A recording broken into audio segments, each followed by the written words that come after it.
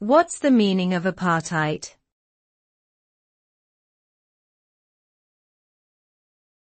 Apartheid.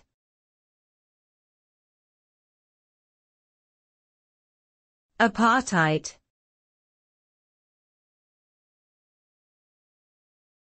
Apartheid.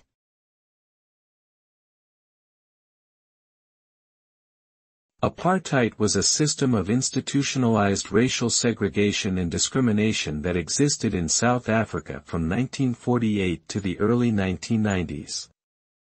The system classified individuals based on their race and allocated them different rights, opportunities, and resources.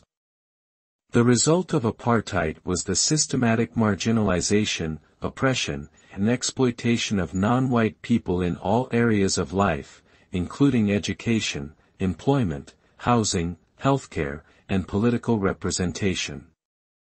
Apartheid also created a vast wealth gap between white and non-white communities and perpetuated deep social and psychological wounds that still affect South Africa today.